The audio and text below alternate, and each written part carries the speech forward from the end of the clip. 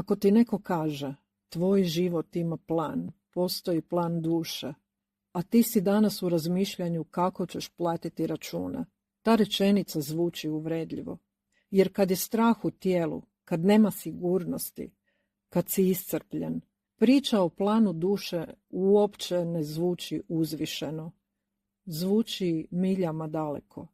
I zato danas nećemo govoriti uzvišeno, nego vrlo, vrlo prizemljeno i primjenjivo, ljudski. Mnogi ljudi nesvjesno gledaju život kao doslovnu školu, kao neki sustav u kojem postoji gradivo i točni odgovori, pohvale za uspjeh, kazne za pogreške. Ako napraviš nešto dobro, eto nagrade. Ako je loše, kazna.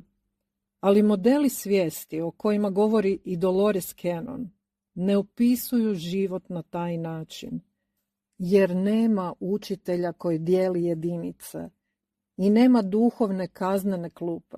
Iskustvo nije kazna, nego informacija. Reakcija nije ocjena, nego učenje odgovora. Nema pao si ispit. Ima vidi kako si reagirao. Želiš li idući put drugačije? To je sve bliže treningu nego kažnjavanju. Bliže nekom eksperimentu nego presudi.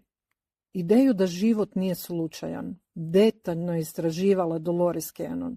Kroz sve njezine regresije svijesti i rad sa tisućama klijenata. Ali njezin model se često pogrešno tumači. Plan duše u tom okviru ne znači plan patnje.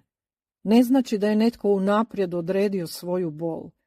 Znači plan je tema iskustva kroz koje osoba uči kako će reagirati, kako će birati, kako će djelovati. Tema nije isto što i sudbina. Tema nije isto što i kazna. Ali tu se onda javlja ono veliko pitanje, the big one. Ako je svijest šira od tijela, ako ima sve uvide, zašto bi uopće dolazila u ovo teško iskustvo koje pruža ljudski život? U ovo iskustvo ograničeno ljudskim tijelom i fizikom. Što može naučiti netko tko već sve zna? Odgovor koji se ponavlja u njezinim regresijskim zapisima je vrlo jednostavan. Znati nije isto što i proći.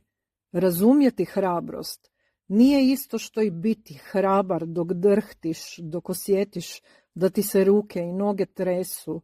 Razumjeti granicu nije isto što i reći ne u trenutku kad vidiš da riskiraš neki odnos. Razumjeti oprost nije isto što i oprostiti u trenutku kad stvarno boli. Misao objašnjava, ali iskustvo mijenja reakciju. U modelu koji opisuje Dolores Cannon, plan iskustva ne znači pasivno trpiti. Ne znači izdrži jer je tako zapisano. To nije razvoj, to je odustajanje. U tim opisima ne bira se patnja kao cilj, bira se samo područje učenja. Sama reakcija ostaje potpuno otvorena. Ako je tema vrijednost, učenje je zauzeti se za sebe. Ako je tema granica, učenje je reći ne. Ako je tema snaga, učenje je zatražiti pomoć. Znači, ne trpjeti, nego reagirati. Dolores Cannon je često naglašavala još jednu stvar. Uvidi na široj razini ne znače automatsku lakoću u ljudskom iskustvu. Zato što ljudsko iskustvo uključuje tijelo, strah, umor, neizvjesnosti. Zato je iskustvo drugačija škola od ideje. Ma možeš pročitati sve o plivanju, imati u malom prstu šta je plivanje, ali ući u vodu i zaplivat, to je potpuno drugačiji učitelj. Možeš razumjeti hrabrost, ali odluka pod pritiskom je potpuno drugačiji učitelj. Iz ove ljudske perspektive razvoj uopće ne izgleda uzvišeno. Izgleda ovako. Danas sam napravila jedan težak poziv koji mi je radio stres. Danas sam postavila granicu. Tražila sam pomoć. Nisam pobjegla od odluke. Danas nisam odustala od sebe. I tek tu filozofija postaje stvarna. I baš zato točna rečenica nije svijest dolazi patiti, nego svijest dolazi iskusiti sebe u stvarnim uvjetima, u ograničenjima.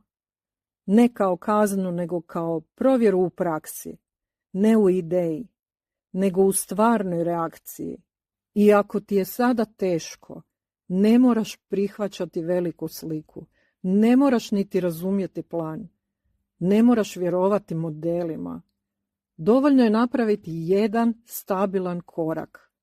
Sve velike istine mogu pričekati. Naš ljudski živčani sustav ne može.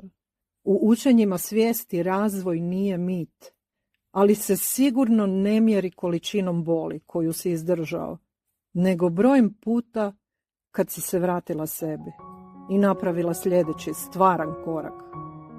Ne veliki, stvaran, jer sporo je i dalje kretanje i ne moraš ga prolaziti sama. U redu je tražiti pomoć.